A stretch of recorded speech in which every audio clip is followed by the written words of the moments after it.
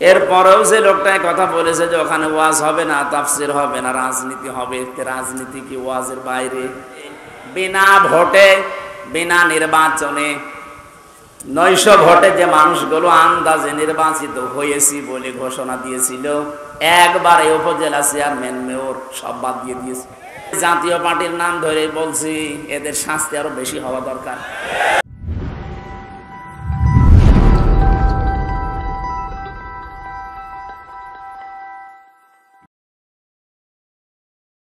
আজকের এই অনুষ্ঠানের জন্য কারো পারমিশন লাগে নাই, অথচ 5 তারিখের আগে অনুষ্ঠান করতে 14 জায়গায় বলা লাগতো।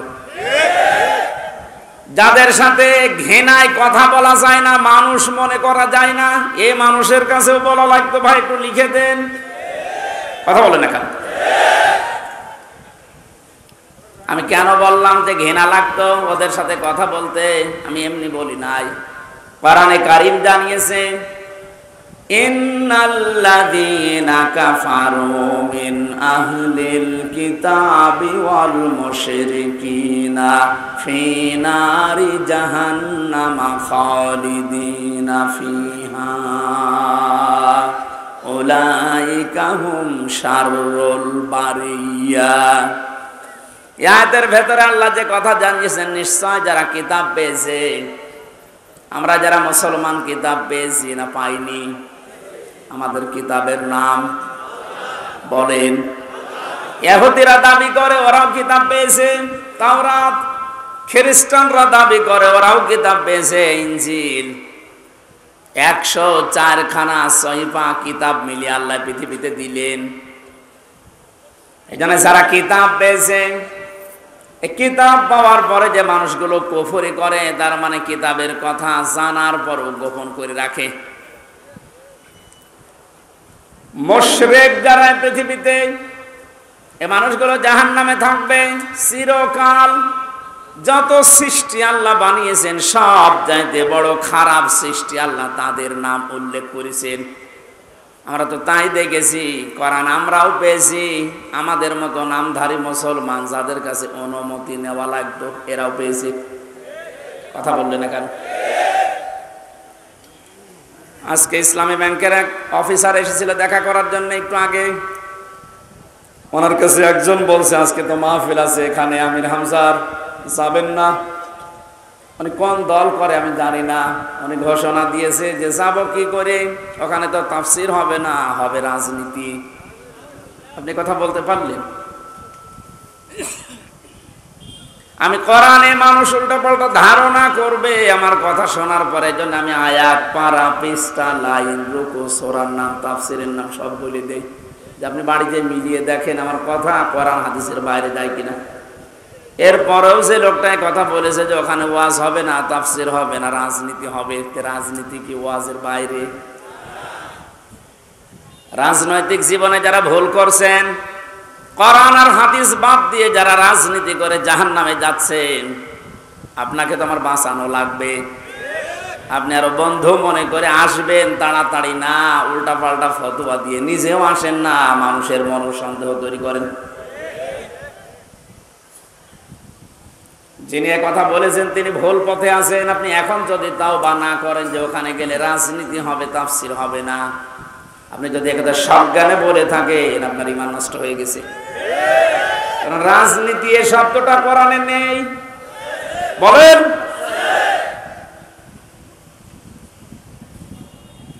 শুধু তাসবিহ আদায় করার জন্যে, শুধুমাত্র নামাজ পড়ার জন্যে, জিকির করার জন্য যদি আল্লাহ আমাদেরকে বানাতেন, তাহলে পুরা কোরআন শরীফে প্রায় 9 জায়গায় কথাটা আছে, সাব্বাহা লিল্লাহি মা ফিস সামাওয়াতি ওয়া মা ফিল আরদ।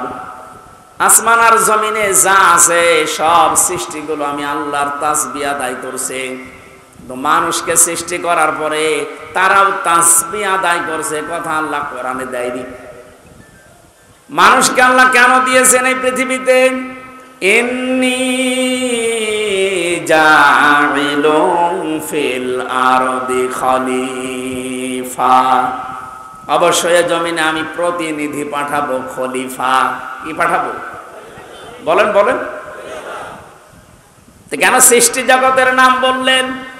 যে জমিন আসমানে যা আছে সবাই আল্লাহর তাসবিহ পড়ছে। আর মানুষ বানানোর আগেই তিনি বললেন আমি জমিনে পাঠিয়েছি খলিফা। এই আয়াত দুইটা সামনে রাখলে বোঝা যায় মানুষকে জিকির করার জন্য, তাসবিহ পড়ার জন্য আল্লাহ বানায়নি, আল্লাহ বানিয়েছে প্রতিনিধি হিসাবে। আপনি প্রতিনিধি হিসাবে যদি এসে থাকেন, আপনার যদি ওই যোগ্যতা না থাকে, তাহলে প্রতিনিধি আপনাকে অবশ্যই নির্বাচিত করা লাগবে। কথা বলে না কেন? এই যে প্রতিনিধি নির্বাচিত করা লাগে, আল্লাহ যেটা করে দেখিয়েছেন, এই এদিকে তাকান, এই নির্বাচিত, নির্বাচন, এই শব্দগুলো কোরআনে কারীম থেকে নেওয়া। আল্লাহ পাক বলেন হুয়া জিতাবাকুম ওয়া মা জাআলা আলাইকুম ফিদ্দীনি মিন হারাজ। তিনি আল্লাহ যিনি তোমাদেরকে নির্বাচিত করেছেন। কি করেছেন? নির্বাচিত কখন করা হয়? যখন নির্বাচন হয়। 15 বছর তো নির্বাচনই হয়নি, তো নির্বাচিত কিভাবে হলো? তার মানে যারা ছিল সব অনির্বাচিত। নির্বাচিত যেন করা যায় সেজন্যই তো ফিল্ড লাগবে। সমান সমান ফিল্ড না হলে আপনি নির্বাচিত করবেন কি করে? আমিরে জামাত ডাক্তার শফিকুর রহমান এইটাই তো জানাতে যাচ্ছে জাতির কাছে, যে যারা দায়িত্বে আছে তাদেরকে একটু সময় দেন, তারা এই ফিল্ডটা তৈরি করে দিক। এটা ছিল না বলেই তো আপনি আন্দাজে অনির্বাচিত, নির্বাচিত বলে আপনি ঘোষণা দিতেন। ফিল্ড যদি তৈরি না হয়, আপনি তো আবার ওইভাবে দিনের ভোট রাতে করে বলবেন আমিও নির্বাচিত। 4-5 দিন আগে এদেরকে দিয়ে একটা ষড়যন্ত্র চলছিল।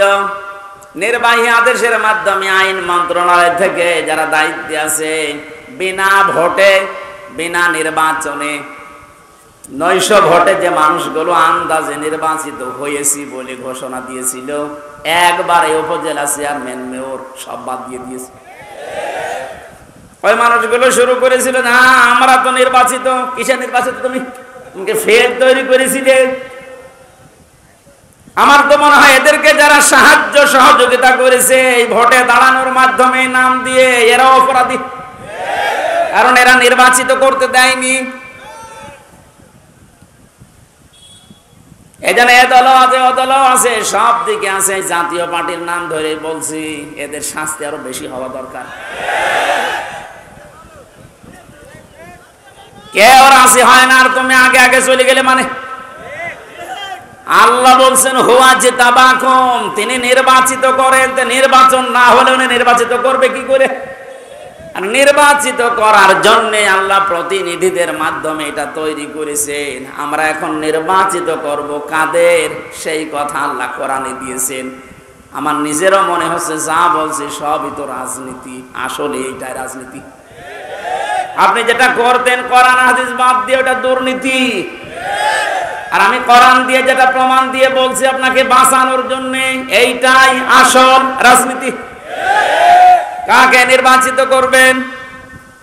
কোরআনে কারীম জানিয়েছে সূরা নিসা 5 নম্বর পারার 6 নম্বর পৃষ্ঠার 9 নম্বর লাইনের 59 নম্বর আয়াতে আছে, প্রথম অংশে পাবেন। এটা তাফসিরে ইবনে কাসিরেও আছে, ফি জিলালিল কোরআনেও আছে। ব্যাখ্যাগুলো লম্বা করে বলতে গেলে সময় যাবে, আর কণ্ঠ পারবে না। এইজন্য আমি খুব সামারাইজ করছি, বোঝার জন্য বলছি।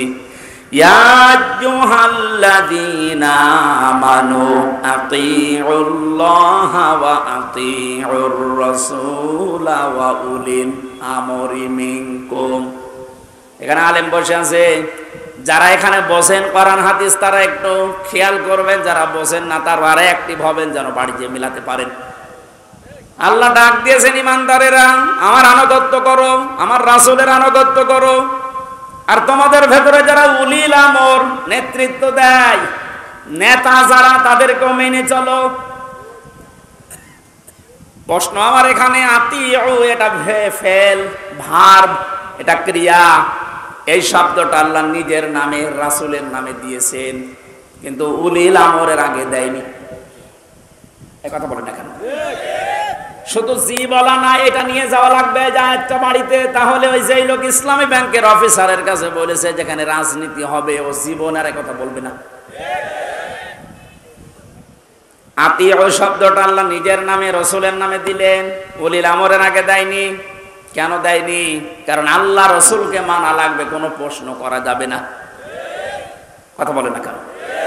কিন্তু উলিল আমর যদি মেনে চলতে হয়, যেহেতু ওনারা আল্লাহকে তো আপনি এখানে পাচ্ছেন না, রাসূলকে পেয়েছিলেন কিন্তু এখন নেই, কিয়ামত পর্যন্ত তো উনি আসবেনও না, কিন্তু উলিল আমর তো আসবে।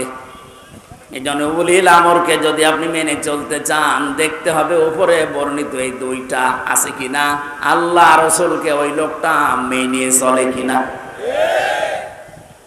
আপনি যাকে নেতা মানবেন, যার নেতৃত্বে চলবেন, যাকে আপনি নির্বাচিত করবেন, আমি এই শব্দগুলো কি বানাচ্ছি? হুয়া জিতাবাকুম, এ জিতেবা মানে নির্বাচিত করা। নির্বাচন না হলে নির্বাচিত করা যায় না। আল্লাহ তাহলে নির্বাচনের মাধ্যমে নির্বাচিত করেছেন আমাদেরকে। কোটি কোটি মানুষেরা উম্মত হওয়ার জন্য আশা পেশ করেছিল, আকাঙ্ক্ষা, কিন্তু আল্লাহ তাদের বাছাই করেনি। আল্লাহ শুধু আমাদের মতো মানুষগুলোকে উম্মতে মুহাম্মদী নির্বাচিত করেছেন। সুবহানাল্লাহ বলতে পারেন? মুসা নবীর মতো, ঈসা নবীর মতো এত বড় পাওয়ারফুল নবীরা আকাঙ্ক্ষা করেছিল যে আমরা নবী হয়েছি ভালো, কিন্তু নবী না হয়ে যদি মুহাম্মদ রাসূলুল্লাহর উম্মত হতে পারতাম তারপরও ভালো হতো। আল্লাহ বলেন না? একজনেরটা কবুল হয়েছিল হযরত ঈসার, এজন্য তিনি আসবেন দুনিয়ায় আবার নবী হয়ে না, উম্মত হয়ে। মুসা নবীর মতো এত বড় নবীর দোয়া কবুল আল্লাহ করেননি যে না তোমারটা হবে না। আপনি টের পাচ্ছেন যে নির্বাচিত হয়ে আমরা কত দামি জায়গায় আছি। ও বাংলার মুসলমানেরা, আজকে এই ওয়াজটা যদি আপনি বাড়ি নিয়ে যেতে না পারেন, এরকম ওয়াজ এক বছর পরে একদিন না, প্রতিদিন 24 ঘন্টা হলেও আপনার কোনো কাজ হবে না। এই জন্য আতিউ শব্দটা আল্লাহ দেওয়ার কারণে আল্লাহ রসুলকে মানতে গিয়ে আপনি কোনো প্রশ্ন করতে পারবেন না, বুঝে আসুক আর না আসুক। হয়তো আপনার স্বল্প জ্ঞানে বুঝে আসছে না, কথা বলেন না কেন? তা আল্লাহ আপনার চাইতে ভালো বোঝে না, বোঝে না? কিন্তু উলিল আমর যারা, এদেরকে মানতে হলে মাস্ট বি, অবশ্যই দেখা লাগবে লোকটা আল্লাহ রসুলকে মেনে চলে কিনা। যদি মেনে চলে তাকে মানা ফরজ, যদি মেনে না চলে তাকে মানা হারাম। হযরত সাদ ইবনে আব্দুল্লাহ ইবনে সাদ রাদিয়াল্লাহু তাআলা আনহু বিবাহ করার পরে খোরমা বিলি করলেন, মিষ্টি বা খোরমা খেজুর। মোনাজাত কমপ্লিট হয়ে গেছে, বিয়ে শেষ, বাসর ঘরে যাবেন, হঠাৎ করে এক কাছের চিঠি নিয়ে এসেছে, ডাক দিয়ে বলে আব্দুল্লাহ খলিফাতুল মুসলিমিন হযরত ওমর চিঠিটা পাঠিয়েছে। উনি চিঠি খুললেন, ওখানে লেখা দেখলেন, ও আব্দুল্লাহ যেখানে থাকো আমি রাষ্ট্রের দায়িত্বে আছি, ওমর আমি তোমার উলিল আমর বলছি, আমি তোমার উলিল আমর বলছি, যেখানে থাকো চিঠি পাওয়ার পরে সঙ্গে সঙ্গে দেখা করো, তোমার জিহাদের ময়দানে পাঠাবো। উনি মুরব্বীদেরকে জিজ্ঞাসা করলেন, মুরব্বীরা বলে হ্যাঁ আপনি যান, কিন্তু বাসরটা শেষ করেন। হযরত আব্দুল্লাহ ওই মজলিসে উঠে দাঁড়িয়ে কোরআনের কয়েকটা আয়াত পড়ে তাদেরকে জানিয়েছিলেন, ইয়া আইয়ুহাল্লাযীনা আমানু মা লাকুম ইযা ক্বিলা লাকুম ইনফিরু ফি সাবিলিল্লাহি সাকালতুম ইলাল আরদ আরাদিতুম বিল হায়াতিদ দুনিয়া মিনাল আখিরাহ ফামা মাতাউল হায়াতিদ দুনিয়া ফিল আখিরাতি ইল্লা কলিল। সূরা তাওবার ভেতরে আছে, আমি শব্দটা বোঝানোর জন্য আয়াতটা পড়লাম, খুব ভালো করে মিলান। তিনি মুরব্বীদেরকে বললেন, হে আমার মুরব্বীরা, আমার মাথার তাজ, আপনারা সম্মান করি আপনাদের।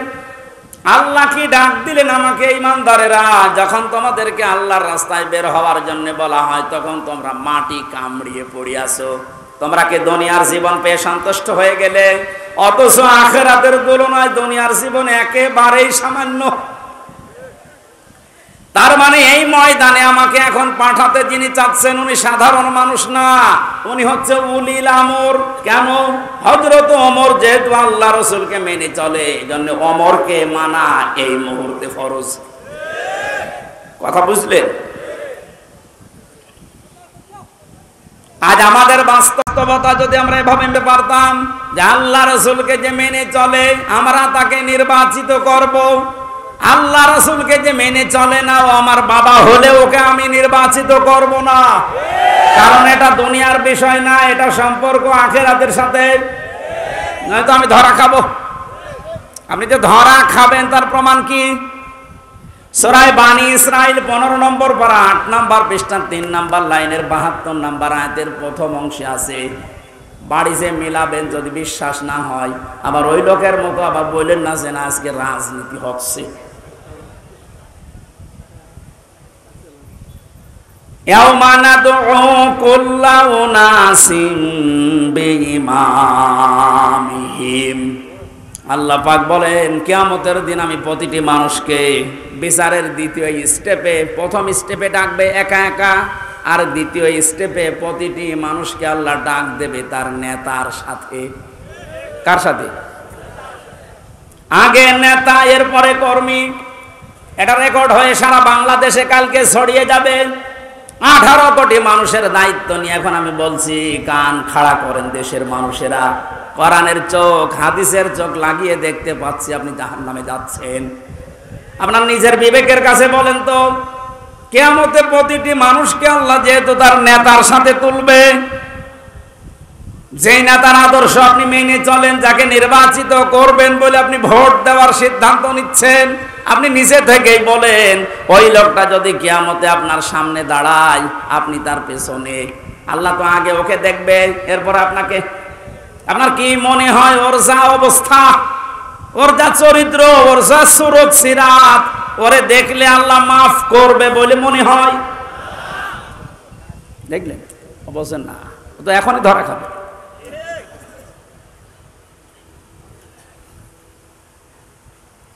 আপনি নিজে এখনই বললেন যে আমি যার পেছনে আছি, অন্তত যাকে নির্বাচিত করতে চাই বলে সিদ্ধান্ত নিচ্ছি, ভোট দেব বলে আমি মনে মনে করছি, এই লোকটার সাথে কিয়ামতে আল্লাহ ডাকলে আমারে মাফ করবে না, নিজে বলল। তাহলে ও ধরা খেয়েছে। কেরা বললো গো? হাত তোলেন তো।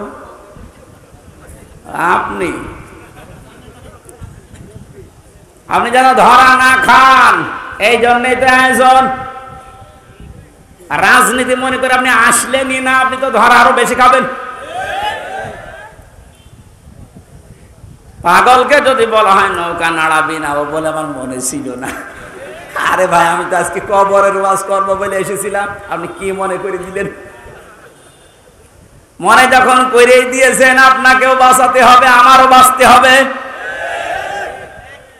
এই জন্য উলিল আমর মানার ক্ষেত্রে খুব সতর্ক। এটা দুনিয়ার বিষয় না, এটা রাজনীতি মনে করবেন না, এটা আপনার আখিরাত জড়িত। আল্লাহ তুমি আমাকে যেভাবে বুঝিয়েছো কোরআনে কারীম, সবাইকে ওই সহজ ভাবে বোঝার তৌফিক দাও।